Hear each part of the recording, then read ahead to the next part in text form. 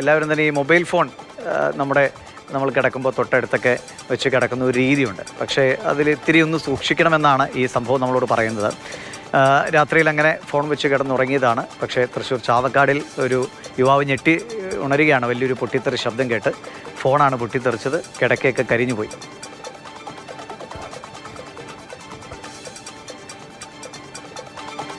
ലിഷോയ് പറയും നമ്മളോട് അതിനെക്കുറിച്ച്. ലിഷോയ്, ഈ ഫോൺ ഉണ്ടാക്കുന്ന അപകടങ്ങൾ ഇടയ്ക്കൊക്കെ വാർത്തകളാകാറുണ്ട്.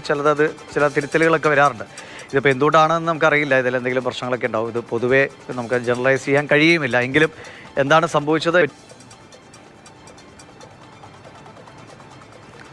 ദിവിഷ്, യുവാവിന് പരിക്കുകളൊന്നും തന്നെ ഇല്ല. ഇന്ന് രാവിലെയാണ് ഇത് സംബന്ധിച്ച വിവരം പുറത്തു വരുന്നത്. അതായത് ഇന്ന് പുലർച്ചെ ചാവക്കാട് ഒരുമനയൂരിലുള്ള കാസിമിൻ്റെ വീട്ടിലാണ് ഈ സംഭവം ഉണ്ടാകുന്നത്. കാസിമിൻ്റെ മകൻ്റെ ഫോണാണ്.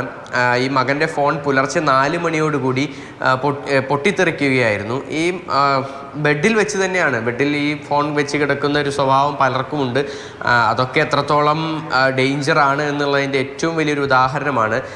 ഈ ഫോൺ പൊട്ടിത്തെറിക്കുകയും ആ കിടക്കയുടെ ഒരു ഭാഗം കത്തുകയും ചെയ്തു. അതിലുണ്ടായിരുന്ന തുണിയെല്ലാം കത്തുകയും ചെയ്തു. പക്ഷേ ഭാഗ്യം കൊണ്ടാണ് മറ്റ് അപകടങ്ങളൊന്നും തന്നെ ഉണ്ടാകാതിരുന്നത്. മറ്റ് കൂടുതൽ ഇടങ്ങളിലേക്ക് തീ പടരാതിരുന്നതൊക്കെ ഭാഗ്യം കൊണ്ടാണ്.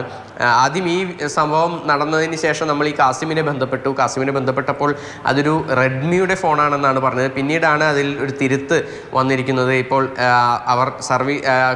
അദ്ദേഹത്തിന് കൃത്യമായ ഫോണിൻ്റെ ഏതാണ് ബ്രാൻഡ് എന്നുള്ള കാര്യത്തിൽ കൃത്യമായ അറിവുണ്ടായിരുന്നില്ല. മകൻ്റെ കൂടി അറിവോടുകൂടി ചോദിച്ചപ്പോഴാണ് പിന്നീട് അത് റിയൽമിയുടെ ഫോണാണെന്ന് പറയുന്നത്. അങ്ങനെ പല ബ്രാൻഡുകളിലുള്ള ഫോണുകൾ പൊട്ടിത്തെറിക്കുന്ന സംഭവങ്ങൾ ഇപ്പോൾ നമ്മൾ സമീപകാലങ്ങളിലെല്ലാം തന്നെ കേട്ടു.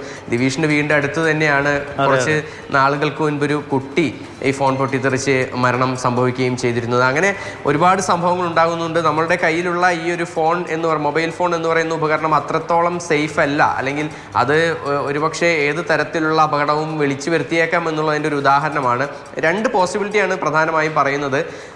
ഈ നെറ്റ് ഓൺ ചെയ്ത് എന്തെങ്കിലും ഡൗൺലോഡിങ്ങിന് രാത്രി കിടന്നുറങ്ങുകയാണെങ്കിൽ രാവിലെ ആകുമ്പോഴേക്കും ഫോൺ ചൂടായി എന്തെങ്കിലും തരത്തിൽ പൊട്ടൽ ഉണ്ടാകാമെന്നുള്ളൊരു സാധ്യത പറയുന്നു. അല്ലെങ്കിൽ പിന്നെ ഈ ഫോണിന് അധികം പഴക്കമൊന്നുമില്ല, 1 വർഷത്തിൽ താഴെ മാത്രമേ പഴക്കമുള്ളൂ എന്നാണ് പറയുന്നത്. ഇത് സംബന്ധിച്ച്